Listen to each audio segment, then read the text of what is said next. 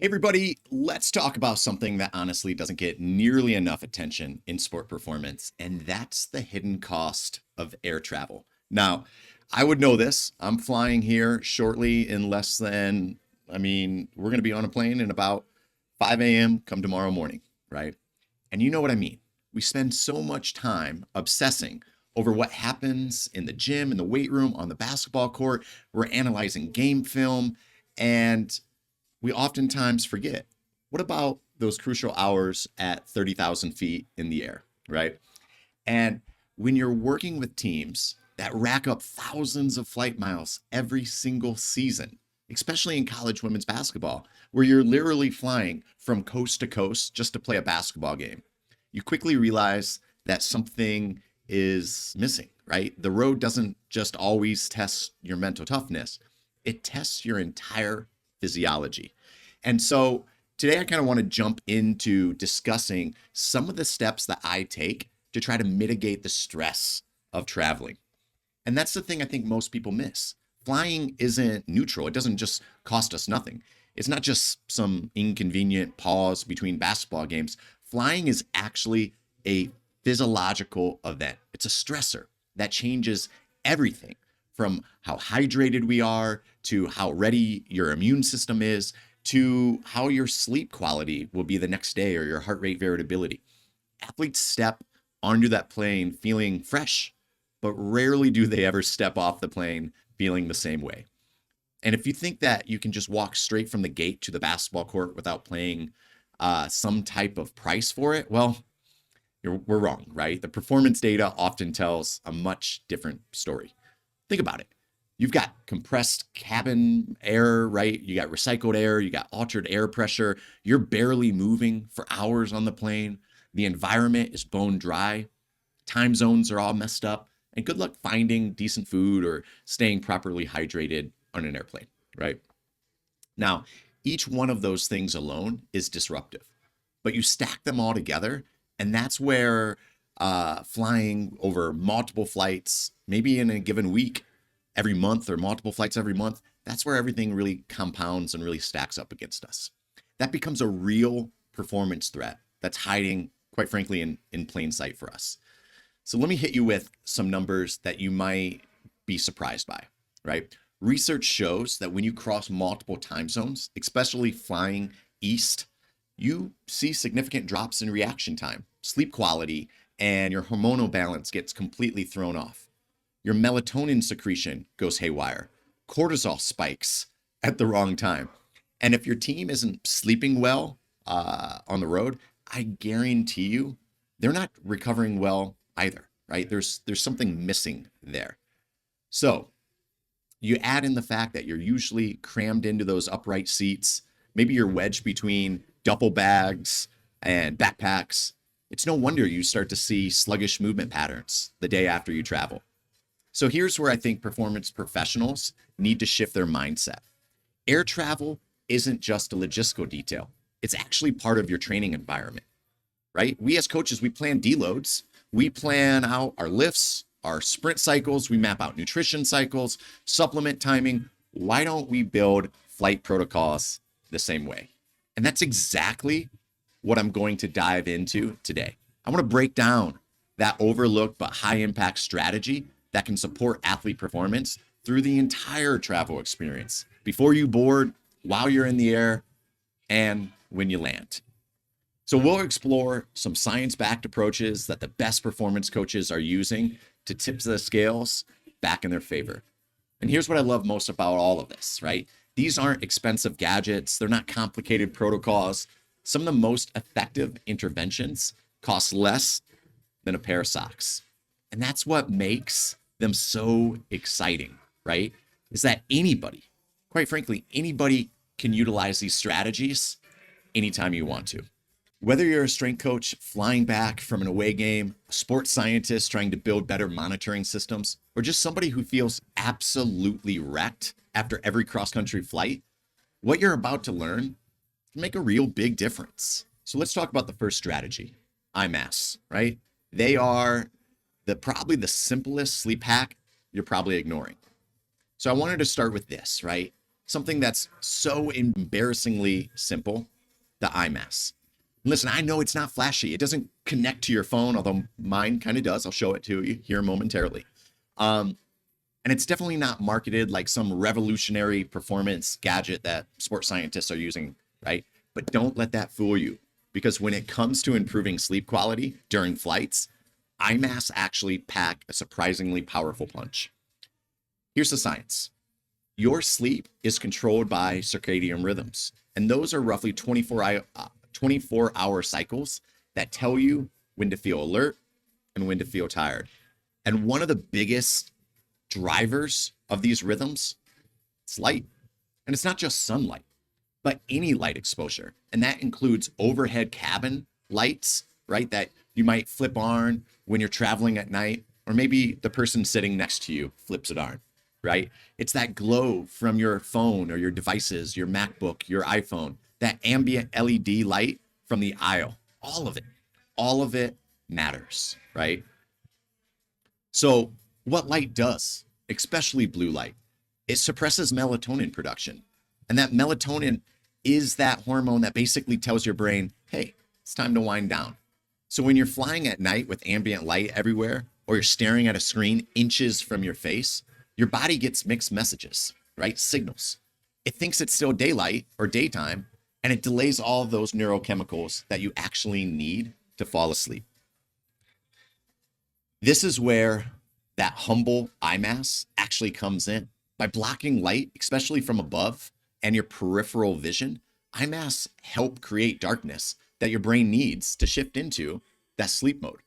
They support natural melatonin secretion. It reduces how long it takes you to fall asleep, and it increases your total sleep time, even in chaotic environments.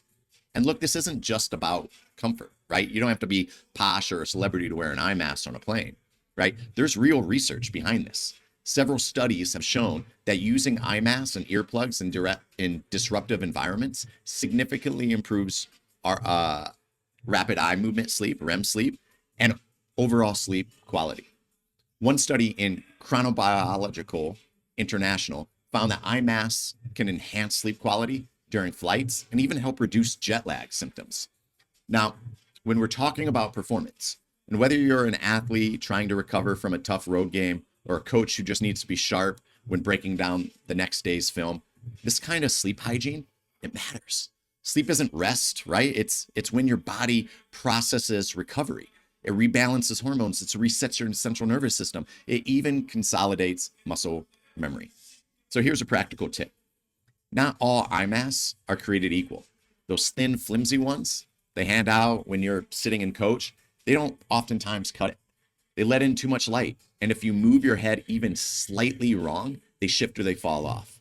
What you want is something that's contoured to the arches of your face around your eye sockets without actually having too much pressure pressing in to your eyelids. That's really important for rapid eye movement sleep, where your eyes actually need to move quite freely. So here's a pro tip. Pair your eye mask with noise canceling headphones or earplugs to create a total sensory isolation, right? You combine it with the darkness, with reduced noise, and you drastically improve your chances of hitting those deep sleep stages, even on an airplane, right? There's also a psychological component here. And putting on that eye mask sends a really strong signal to your central nervous system that this is sleep time. This is time to recover. And just like athletes develop your pregame rituals, you can condition your brain to associate that with the mask that you're wearing on your eyes. So the next times that you're actually packing for a flight, don't underestimate that simple strip of padded fabric.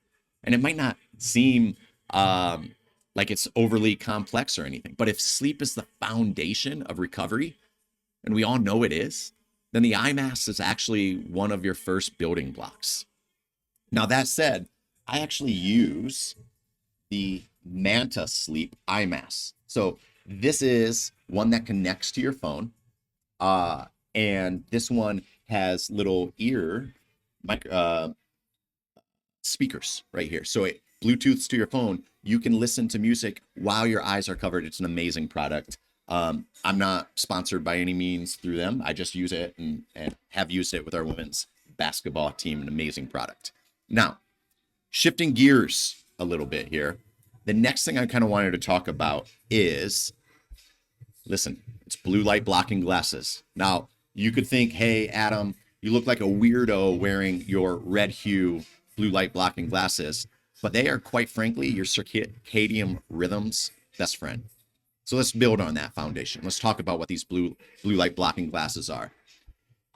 In our screen obsessed world that we live in, right, we are constantly exposed to blue light from phones and tablets and laptops and those seatback entertainment screens that you have on planes.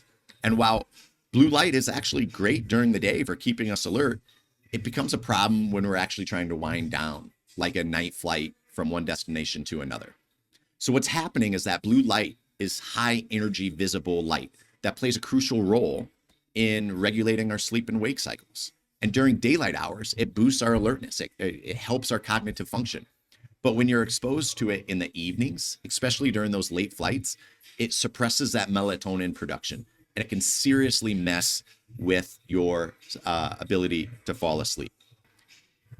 Blue light blocking glasses are designed to filter out these problematic wavelengths. And research shows that wearing them in the evening can help maintain your natural melatonin rhythm. It improves your sleep quality and it reduces the time that it takes to fall asleep. So think about this scenario. You're on a red-eye flight, you're trying to get some rest, but you decide to watch a movie or catch up on emails. That screen is blasting blue light directly into your eyes.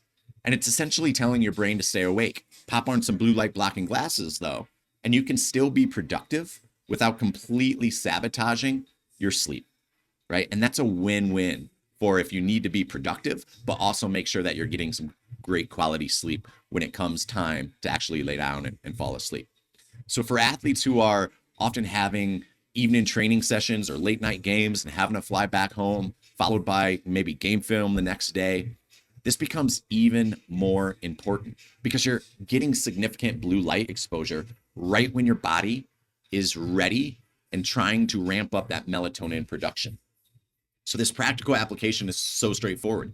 If you're using devices in the evening, whether on a flight or just at home, consider wearing blue light blocking glasses to help minimize that melatonin suppression. It's such a simple intervention that can have a meaningful impact on your sleep quality, right? So I use the Roca and Huberman wind down shades, and I wear them. It's just a hard rule for me. After 7:30 p.m., I'm throwing those on. Now, I won't go to bed until about 10 p.m., but still, nonetheless, I want to make sure that I'm wearing those around my house so that if I am on my phone or I am working on my MacBook, that I'm not being exposed to that blue light. And so, yeah, you might get ridiculed a little bit on a flight for having, celebrity pink or reddish hued shades, but I'm protecting my ability to fall asleep because I know how valuable quality sleep is. Now, maybe shifting gears here a little bit, right? I want to talk about some strategies that you can use while you're going through TSA and the terminal and getting ready for your flight. And that's hydration, but particularly even more important, it is electrolytes. So rather than just thinking about water and hydration as drinking Gatorade or drinking from your Yeti, which is mine, that's my 20-ounce Yeti that I drink out of. Or so, is it 20? No, this is 50. Sorry, 1.5 liters. I balance that with making sure that I have proper electrolyte balanced when I'm flying, or even here when I'm in Boulder, Colorado at altitude. And this is when things get really interesting from a physiological standpoint. And that is at higher altitudes, the air is thinner and it's less available to oxygen. And this leads to an increased breathing rate, which means you're losing more fluid than you regularly would just simply through respiration than you would normally. And plus, when you combine that with the dry cabin air, like airplanes at 30,000 feet, it enhances what we call insensible water loss. You're losing fluid through your skin and lungs, even without visibly sweating. And for athletes, this creates a perfect storm for dehydration, which can often tank your performance, your cognitive function, and overall well-being. But here's what most people miss. It's not just about fluid loss. You're also losing electrolytes more rapidly due to that increased urination and respiration. So electrolytes, primarily being your sodium, your potassium, magnesium, your calcium, these minerals are crucial for muscle function, nerve signaling, and fluid balance. Without adequate levels, you might experience muscle cramps, fatigue, dizziness, or even maybe even more serious conditions. So what's the solution? First, consistent fluid intake throughout the day. Rather than just simply chugging this when I'm trying to go through the TSA, think regular sips, not sporadic gulping. Second, consider some sort of electrolyte supplement, right? Especially during physical activity or while you're going through the day leading up to your departure and passing through TSA, right? Products like electrolyte tablets and powders can provide really balanced profiles for replenishment. So here's a real simple trick that you can do before your next flight. Simply check your urine color. Pale yellow probably indicates that you're properly hydrated, while a darker shade suggests you might need more fluids. And be cautious about, things like diuretics that alcohol and caffeine can do. Yes, you have an early flight. I have an early flight tomorrow. We're boarding at 5:10 in the morning. But while I would want a pound coffee, I know that having that caffeine will stimulate a diuretic effect in my body, which will make me even more dehydrated. So my first line of action is upon waking up, I need to start pushing my hydration in preparation for the dehydrative effects of flying at altitude. Now, you might be saying, okay, Adam, that sounds good, but what sort of products might you recommend? I am a huge fan. Again, I'm not sponsored by Element or anything like this, but they came out with a new lemonade soft version. I love this. I put one of these in one of these, and now my water is actually having the electrolytes in it that I need to properly support my hydration. So from here, let's address another elephant in this room, and that is your immune system, right? When you're flying. Flying creates a cascade of different challenges. You got dry cabin air that dries out your first line of defense in your nose and your throat. And then you got oxidative stress from cosmic radiation, high altitude, disrupted meal timing that affects your gut health. You got altered sleep. And let's be honest, you probably got some sort of anxiety about flying. All of these stressors weaken what we call immune surveillance. That's your body's ability to detect and neutralize threats before they become full-blown illnesses. So for athletes and coaches, this means a higher risk of upper respiratory infections, delayed recovery, and poor sleep quality, right? All of those things are terrible. So how do we actually build a buffer, right? We have maybe 3 core areas: micronutrient sufficiency, strategic antioxidants, and immune modulating support. So let's start with maybe some of the basics here, right? Vitamin C, vitamin D, zinc. Those are your big 3, right? So vitamin C supports the barrier integrity of your body. It helps keep pathogens from getting in through your nose, your throat, and your gut. And you don't need to mega dose vitamin C, right? 500 to 1,000 milligrams per day, split into 2 doses, works quite well for most people. Now, zinc is involved in over 300 enzymatic reactions that have direct antiviral properties, especially in the upper respiratory tract. So a travel dose between 15 to 30 milligrams per day in a bioavailable form works really well. Now, vitamin D is also crucial for immune regulation. So low levels are associated with increased infection, susceptibility. And if you're traveling during winter or not getting enough sun exposure, i.e. basketball season, right? Maybe consider 2,000 to 500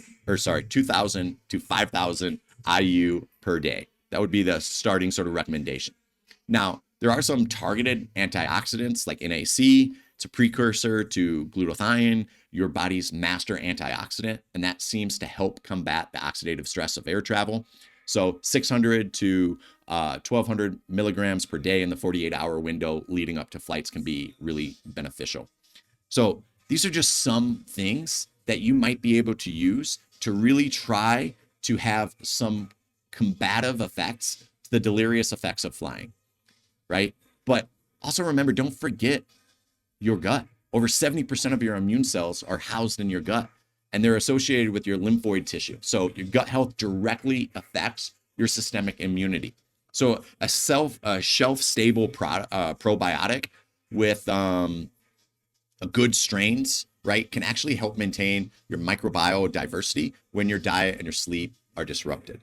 So these are just some strategies you can think about trying to protect your immune system, right, while you're flying. Because quite frankly, flying affects, how often do you hear about people talking about a flight that might have negatively affected their immune system, or they got an illness, or they got a sickness, or they got an upper respiratory infection simply from flying, or at least they say or claim that they've got it there. So the next thing I want to talk about is something that's sometimes overlooked, but is super incredibly powerful. And that is activating your parasympathetic nervous system, your rest and digest mode. And this is crucial for recovery, especially when you're dealing with the stress of travel and competition. So one of the most effective ways to do this is actually through controlled breathing, right? This sounds very Western medicine, if you will, right? But techniques like diaphragmatic breathing, box breathing, and the 4-7-8 method can actually activate your vagus nerve, a key component of your recovery system. So box breathing is certainly my go-to when I'm flying. I inhale for 4 seconds, I hold for 4 seconds, and I exhale for 4 seconds. And I repeat this cycle over and over, and it helps calm your nervous system. It improves your focus. And you can literally do this anywhere, in your seat, at your gate, and even during layovers when you're stressed. The 4-7-8 technique is great for sleep. You inhale through your nose for 4 seconds, you try to hold for 7, and then you exhale slowly through your mouth for 8. And this can really help reduce anxiety and promote sleep, which is perfect for flights. And then beyond breathing, there are actual physical ways to stimulate your vagus nerve. So cold exposure, like splashing cold water on your face in the airplane bathroom, can activate it. Sometimes I ask for a beverage with ice and I hold the ice to my neck, again, trying to stimulate that vagus nerve due to its connection to your vocal cords, right? So these are just strategies of thinking about ways that you can reduce maybe some of the anxiety, or when you start to shift into that sympathetic nervous system, when you're like, oh my, fight or flight sort of, and literally flight when you're flying, you can shift that from that mode to that parasympathetic rest and digest and actually recover and relax while you're flying. Now, the next thing I want to move to, and this is maybe somewhat controversial, but I don't think it's controversial when you're flying. And it's something interesting that most people maybe haven't heard of, at least applied in this fashion, but passive blood flow restriction during travel. So extended sitting, like you might do when you're sitting at your gate waiting for your flight, reduces blood circulation, right? Also, sitting on a long flight when you're going, say, 3 to 4 hours, that's not good either, right? BFR offers a way to address this simply by applying controlled pressure to your limbs, promoting muscle engagement without strenuous activity. Now, you can apply BFR cuffs to your upper arms or thighs while you're waiting in the airport or even during a flight. And this encourages muscle activation even when you're not moving much. For instance, you can end up wearing BFR cuffs while walking through the terminal. That can enhance the benefits of light activity. The physiological benefits are pretty impressive as well, right? Passive BFR can help maintain muscle mass during periods of immobilization, enhance recovery by promoting blood flow and nutrient delivery when the cuffs are released, and it's actually been associated with elevated growth hormone levels. Now, one caveat here is that safety is important, right? You want to use certified equipment with accurate pressure monitoring, and ideally, you probably need to get some professional guidance initially to determine your appropriate pressure setting. So I, once again, am a huge fan of using the Hydro shorts. I wear these under the shorts that I wear so that once I get to the gate, I can go ahead, have really high occlusion, and have that passive BFR. And then I could rip that off, at least the Velcro of the Hydro shorts, so that while I'm flying, I can go through several waves of BFR restricted and then non-restricted and help get some circulatory blood flow in my legs while I'm sitting on a long flight. And that's been super helpful. And I love actually using that in that capacity because it's super helpful from a recovery standpoint. Now, lastly, kind of putting a bow tie on this whole thing. I know it's gone a little bit longer than what I've anticipated. I've thrown a lot at you, right? And here's the thing. You don't need to do everything, right? The key is just picking a few strategies that resonate with you and implementing them consistently. So maybe it's as simple as bringing a quality eye mask, like the Manta Sleep, right? Or picking some blue light blocking glasses, like I said, with the Roca glasses that I wear. Maybe you add in some basic supplementation, whether it's vitamin C or zinc, or maybe you try to practice some breathing exercises during your next flight. Who knows? Maybe you even go out and get the hydro shorts, right? And you wear the BFR passive shorts while you're at the airport. Seems crazy, but honestly, if you prioritize your recovery and your sleep and your performance, it's not. But the goal isn't perfection. It's progress. It's small, consistent improvements in how you can handle travel that oftentimes compound into significant performance benefits over time. So remember, like, air travel is part of your performance environment now. It's the reality that we all live with, right? So you got to treat it with the same intentionality that you bring to your training, your nutrition, and your recovery protocols, because your body and your performance will ultimately thank you for it. So I'm on a plane come tomorrow. We're departing at 5 a.m. or 5:10. So I'm in the airport probably at 3:30, 3:45, which means I'm driving. I'm getting up at 1 a.m. My strategy is quite simply this. I'm going to wake up. I'm going to consume a full 50 ounces with some electrolytes in it. I'm going to carry this empty through the TSA gate. I will be wearing my hydro shorts under my little shorts that I will wear during TSA. I will have my supplements with me so that I can supplement accordingly based on these recommendations. I will make sure that I have a good meal in me before I fly, and I will apply all these strategies. If I feel like I'm anxious for whatever reason on the plane, I'll try to do some breathing techniques, right? I'll use some cold water or a cold ice water on my neck to help try to activate that vagal nerve, right? When I employ all of these strategies, we can really make the most of our flights, and we'll be able to land and have the performance that we all want. So hope you got something away from this video. I appreciate everyone. Safe travels. And until next time, keep working.